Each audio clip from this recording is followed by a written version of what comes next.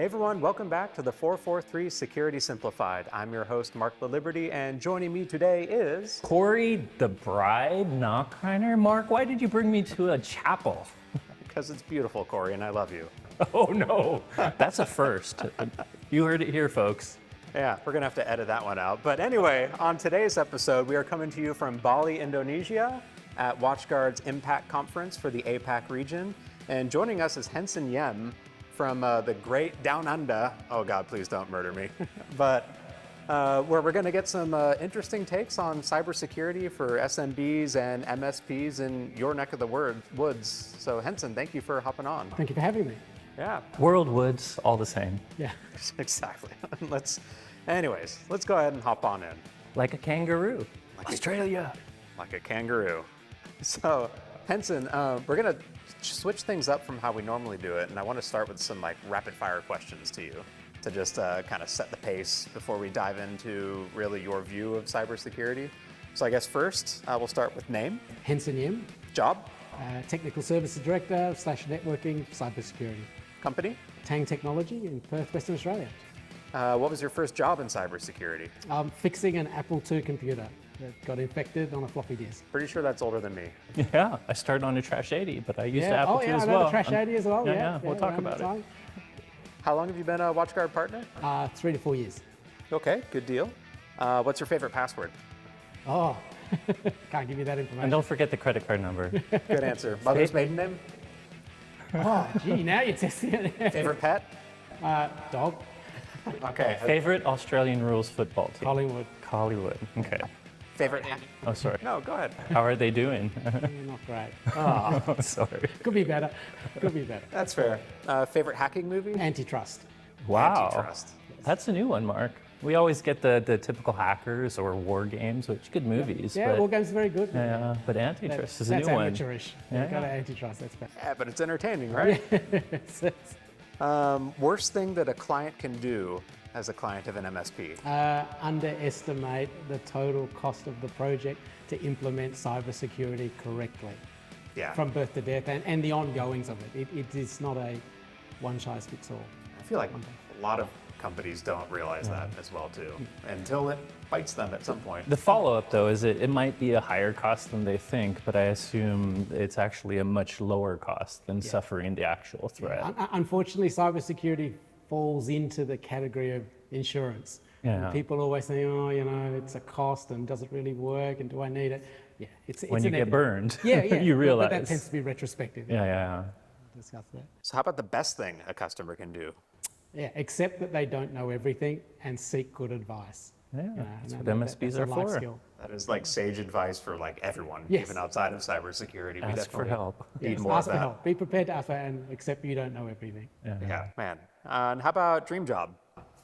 As I said, probably a carpenter.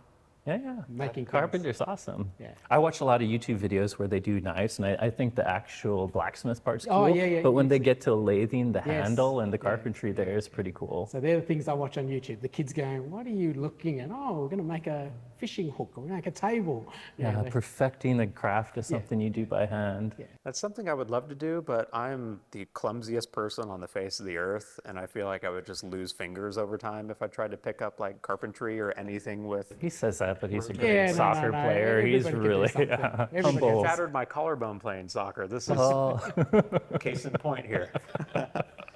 But anyways, Henson, let's go ahead and jump in. And so we get to talk to a lot of partners around the world, but being based in the US, we mostly speak to American partners, sometimes European. And so our kind of worldview for cybersecurity tends to get focused up in that part of the world. And I'm really interested in reshifting and seeing what it's like for you down on in the southern hemisphere and specifically within Australia, because I'm willing to bet there's a lot of similarities, but still some pretty big differences between what you and your customers deal with versus the rest of us up in the US or across the planet.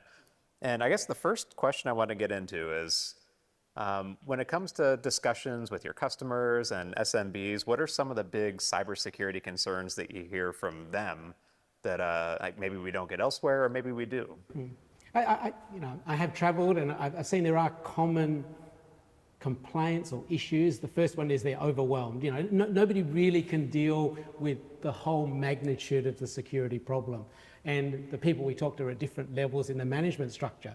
CSOs, ICSOs, CEOs, CFOs, they're all in it. They all have a component to play. And then just the small to medium business owner goes, look, how do I deal with this? Yeah. At that level, they just say, look, I know I've got to do something, just fix it. And it does transverse right through the corporate structure to the same thing. They are overwhelmed. They know they have to be compliant with security. There's 1 million frameworks out there now, which is really bizarre. Australia has some big ones, even for the SME, the Essential 8. Is the Essential 8 helping Yeah, the them? Essential 8 is floating around, and now we've got other ones that are floating around, and it's not uncommon to have a client will come to you and say, can you just give me something that matches this framework and this other one as well? Oh, yeah. I said, you can't have both. Oh, and this third one as well. And can we be GDPR? And I'm going, okay, you really don't get this. It's not like buying a photocopier or putting in a dishwasher or an air conditioner. They do really see it as isn't this just this thing I do? Much like they purchase software, licenses. We can digress and go into other areas, but the market is a bit confused at the moment. Too many people are just looking for a one fix, apply it, and I've done my job. A product they can turn on and throw in a closet. Yes, and obviously now we have other legislative and legal accountability. Boards are accountable now for cybersecurity, and obviously when there's a breach that happens, you see the ambulance chasers running along, suing people and trying to get damages. Well, that, I disagree with that. I think fining is not a solution to the problem. I think education is. Define frameworks, a compliancy framework to measure against will allow people to achieve what they want. I would say this is like devil's advocate, a good problem to be having, because it means they're actually interested and coming to you with questions. I think about 10, 15 years ago where maybe you weren't even having those discussions with people. You were trying to tell them, hey, here's what we need to do to help secure business. Here's some frameworks we could try and follow. And without the awareness from them, they wouldn't come to you. There's been a shift in the way the business in the SMB and the MSP market works, in that you have less salespeople involved, you have more engineering people involved. So you're correct, the clients come to you. So what did the salesperson do? They just do the paperwork. The engineering team are now working with the client to understand the problem, to learn their workflow, to learn their organization, to then build them a solution or a cybersecurity stack. And being a customized solution for cybersecurity tends to be the winning outcome, not just, okay, this is the product you need. And that only comes from a lot of... That's your value. If I were to ask a follow-up, in Australia, how many SMEs actually have a CISO? Not many. Yeah, and to me, and you're talking about what SME, they're worried about cybersecurity, but overwhelmed. But I imagine they don't even want, they want to be in their business. And I think that's where MSPs like you are so fantastic, because they will outsource. You'll obviously help them with product. Yeah, I think security is a service issue. You can be a VCISO. All the services you can put around them so they don't have to worry about it. You can have a full strategy to go along with the products you might also offer them. 100%. Successful MSPs have worked it out that they offer that as a service, because and a security officer doesn't need to be there all the time. No, If they were to Corey. Shh, don't tell Joe. If they were, and it's like visiting a doctor. You go for your routine health check. That's what's changing in our market. There used to be a thing, okay, we've done it now. We'll see you when you've got a problem. No, I've got cancer, it's already too late. My heart's playing up. You should have been here 6 months ago. Make some adjustments. So it's a lot more proactive than reactive, and that's been a change as well in the industry. And so security is that constantly evolving issue that needs to be constantly monitored and reviewed. And businesses grow. They're constantly monitored. You do need a SOC running 24/7 behind the scenes, even if the customer doesn't manage it. So that's where you can... where WatchGuard dovetails into that quite nicely, because obviously, you can't, single-handedly can't do it. Nobody can. So I'm curious, from your perspective, what separates the good companies or the companies doing security well from the ones that maybe aren't? Yeah, that one's a very easy answer. You tend to find if security and the application and the business process is understood well, they can implement the security correctly. If they just say, okay, this is what you need without any regard to what the business does. It kind of goes in and yeah, tick the box, but it actually doesn't work. And when I say it doesn't work, I'll tell you where it hits the bottom line. We've seen security implemented in organizations where it's counterproductive to the business processes and the productivity, ultimately the bottom line. They've applied a draconian security model from a top-down perspective. You will have this and this complies. But then the people at the coalface can't deliver the outcomes of the customer, can't complete their work. It actually becomes a hindrance. So what happens then is very clever humans inside that organization work a way around the security to do their job because they've got to get paid and they've got their outcomes. So that's where the two clash. Yeah. And that's when you're asking that question, has it been secure? It hasn't.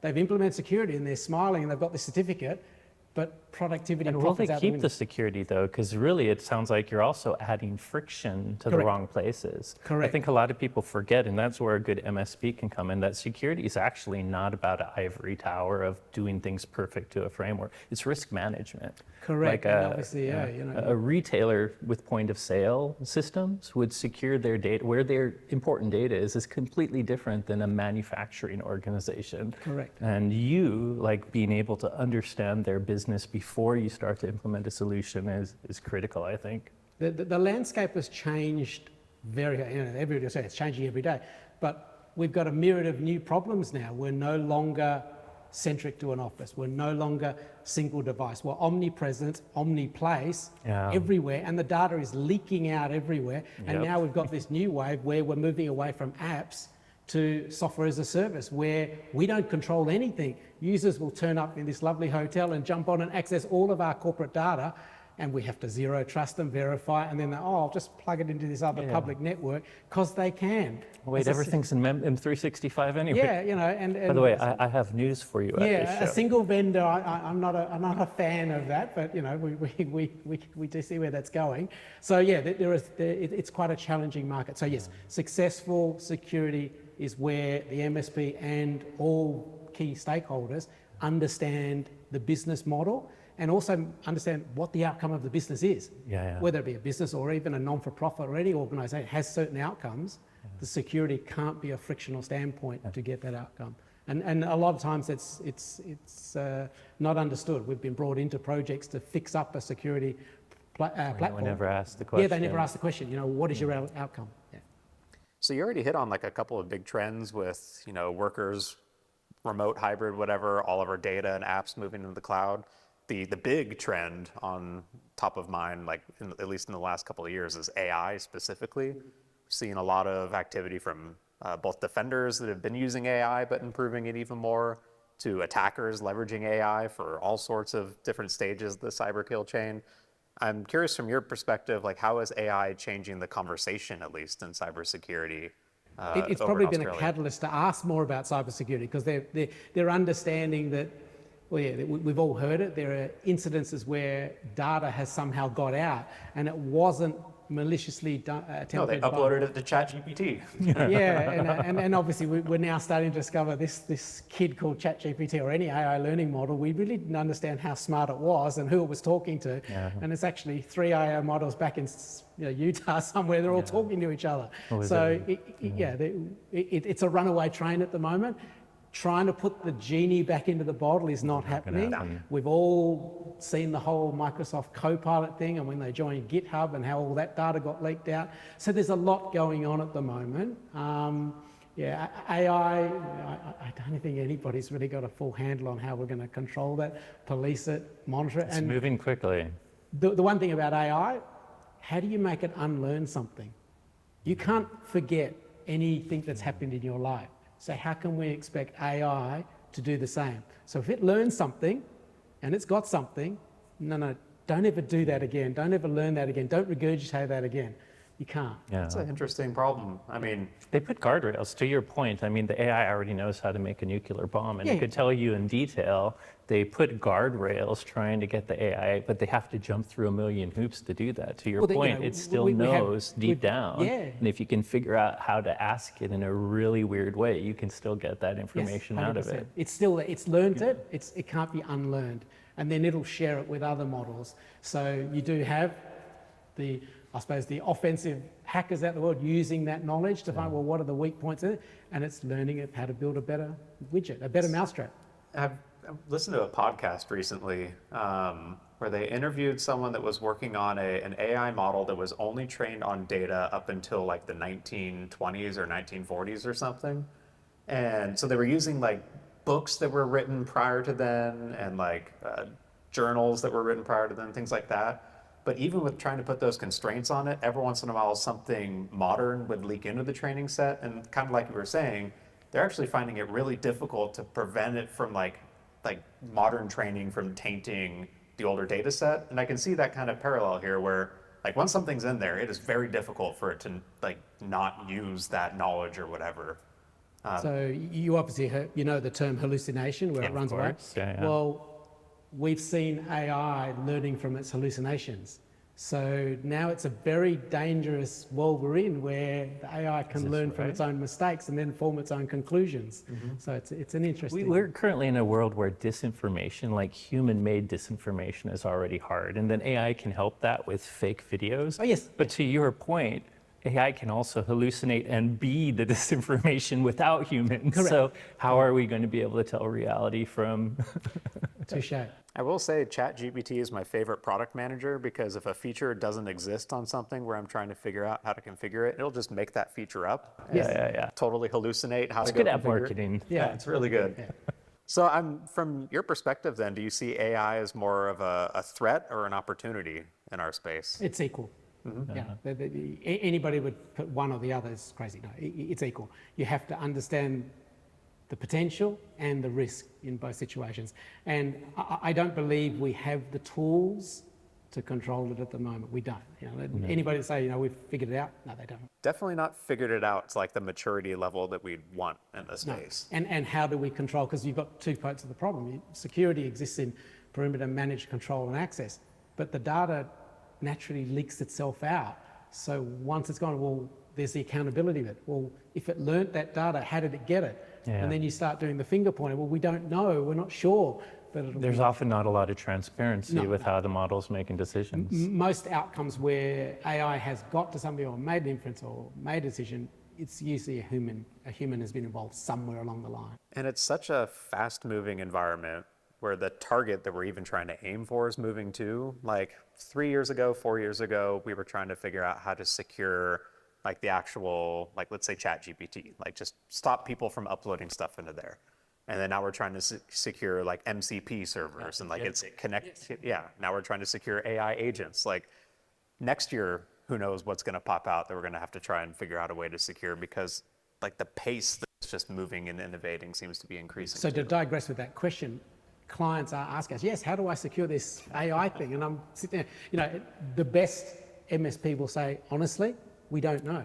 Because to say you do know, that's delusional. I will say the first thing I recommend is visibility. Yes. Like at the very least, you need to, even if you don't know the solution, you need to see it. Like nowadays, anyone can go to any sort of LLM online, whether it's DeepSeek or something else. And maybe some of your clients, they want to use AI, so they've sanctioned, we use Anthropic Claude. I have a data agreement. I've paid them money, so they're not going to train on my data. Yes. But that doesn't prevent someone from just spinning up DeepSeek. So at least having tools that show you the AI being used in your client is probably valuable as a visibility, because then you can decide if you want to at least hard block it or not.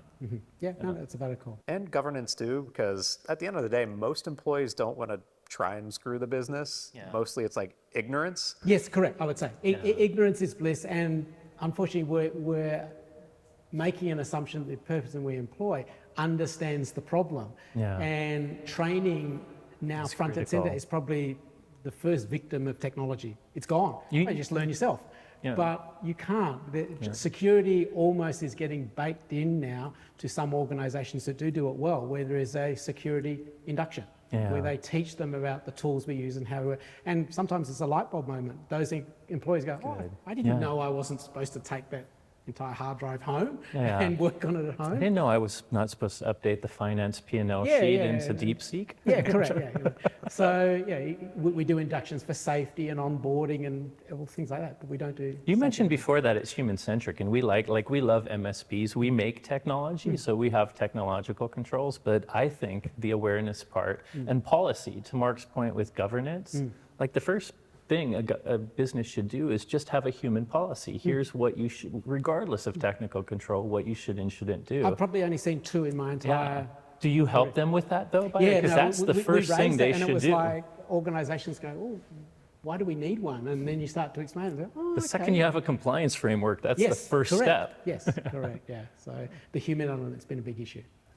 So we've talked a lot about like your customers, SMBs, SMEs, but another piece of the puzzle is you, yourself, and like the managed service provider. And we've seen like time and time and again, like MSPs are being targeted because you have a lot of capabilities and access that if a threat actor can get a hold of that, they can spiderweb out their victims. So from your perspective, what are some of the biggest challenges that like you and other MSPs in your region are facing right now in cybersecurity? You've hit the nail on the head. We hold the keys to so many organisations, and we have to adhere almost to a higher level as to how we manage our data. I've seen some MSPs that are run well, ones that are not run as well, where they leak data and they lose data, staff come in and go out and they lose information. Yeah, you've really got to have an understanding of where your data is, because the value of an MSP is not the people and the product, it's the data that you collect. Absolutely. We've almost become a digital compendium of businesses' stuff. Their domains, their security keys, their break glass accounts, their managed services, their SaaS, everything, we are responsible for them and they pay us for that. But with that, that's the holy grail. So I do know that there's been specific areas of hackers looking at MSPs, because getting into that gets them to everybody else. Clients. It's no longer about just hitting a bank or a hospital or a finance company. That's low-hanging fruit. Go after the MSP and you can hit all of those at once potentially. Correct. So as you've heard, we're a 40-year-old company. Wow. There are staff in there, I've been there 35 years, and there's many of us that have been around long enough to have a very, very simple way of we do things. And we just block everything down. We don't connect it to the internet if we don't have to. And zero trust is a living, breathing thing we do. Yeah. So even though I'm here, the amount of things I do, it hasn't been a hindrance to what I do, but the zero trust framework makes sure that I am who I am, getting to what I am. So I can function safely. There's no data leakage. It's not intercepted. It's not traveling over any unsecure networks. We've done all the VPNs. We've done everything we needed to do. And we on-sell that sort of model and those solutions to our clients. So we practice what we preach. Yeah, I think and that's that's the a good- important part. It's good learning. I mean, you do it, and that's why you can help them. Yeah, if we hate it, go, this just doesn't work, check that out. I like that you point out, I think I'm old school. He'll just call me old. But we forget that. Mature with experience. Thank okay? you. Thank you. That's what it is. You're giving we him too get much along. credit. Yeah.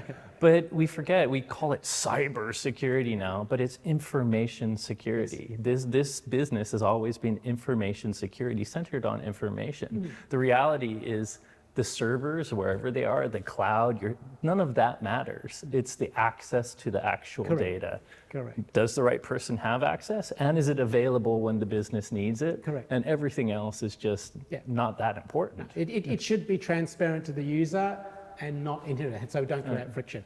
But still, somebody has to understand the model. Yeah. And if the model is done correctly, it's very easy to draw out.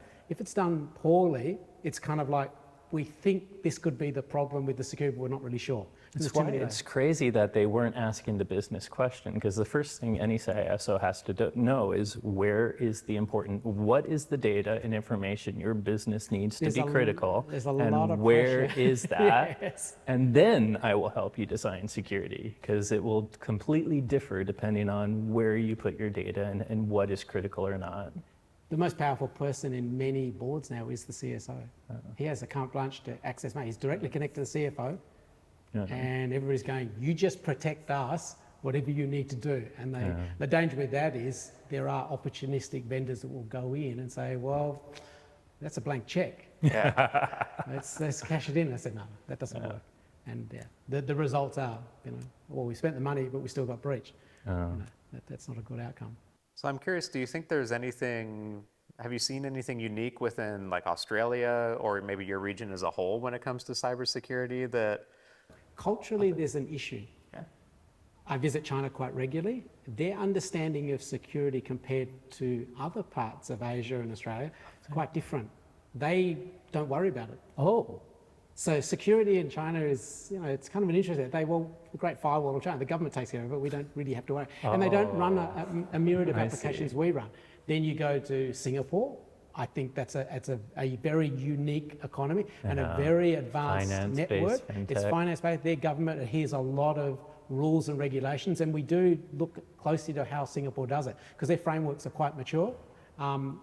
Within the region, that is a good benchmark to measure against. They've got a lot of like lead on like regulatory requirements in there around cybersecurity. Yeah. They definitely Given the finance and obviously their economy revolves around that. They've done a very, very good job. And so that I would say is an asset in the region to look at how to apply to other countries. So we go and look at how other countries are doing it. China is an odd way, that's different. Can I double click into China just because I'm surprising. I would have thought the opposite, but then you mentioned the government.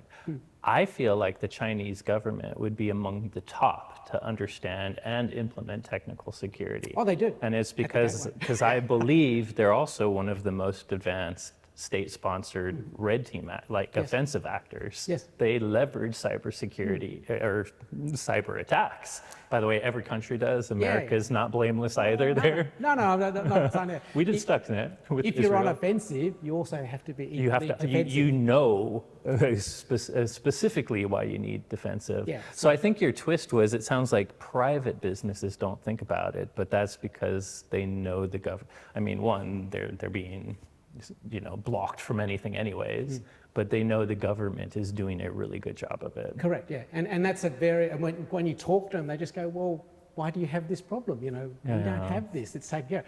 Whereas in other parts of Australia, we are left to fend for our own devices.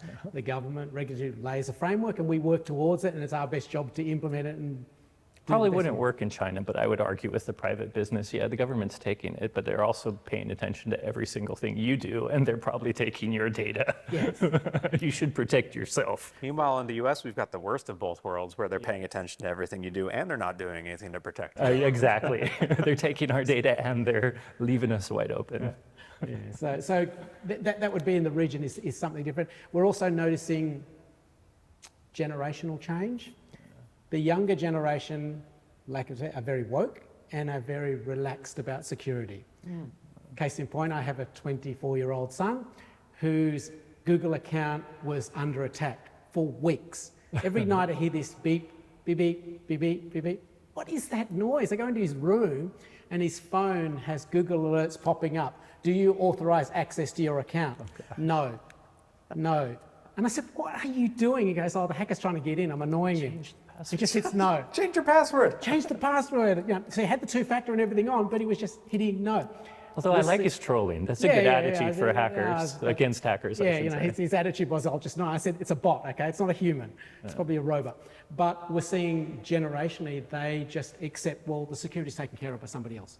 I don't have to worry about it. Whereas maybe the generation behind, we were concerned about secure our data.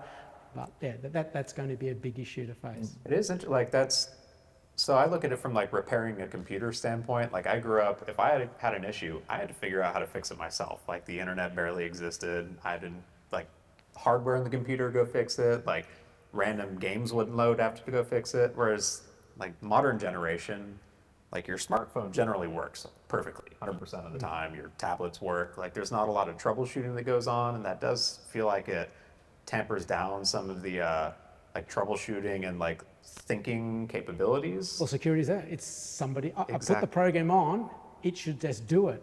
Even to the point where we get alert fatigue. They just ignore it. They're going, well, I don't know what it means. Isn't it doing its thing? Well, I feel like the generation might be smart to social engineering attacks, though, because they're used to online relationships, being catfished. A lot of the scams of trying to get money start with social media.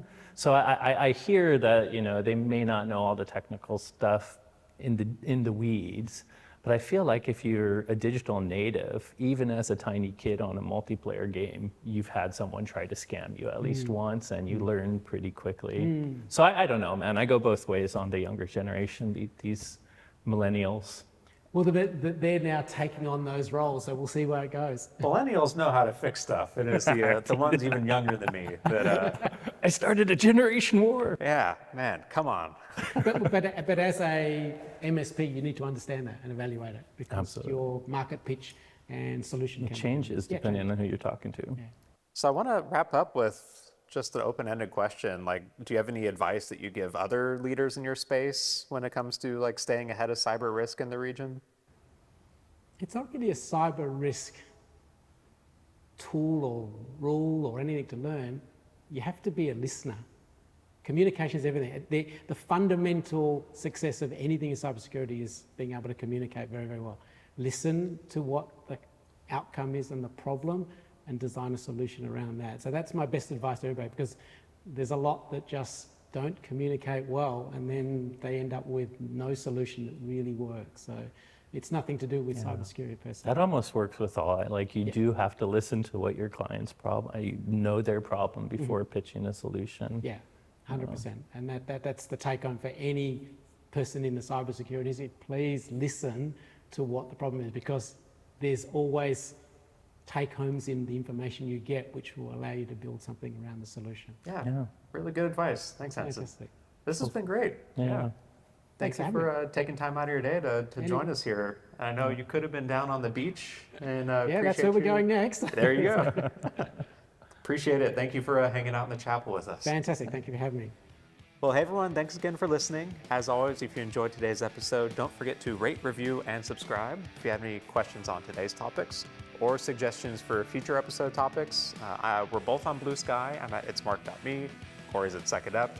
We're also on Instagram, of all places, at WatchGuard_technologies. Still looking for those cooking recipes sent to us there and whatever else kids use Instagram for these days.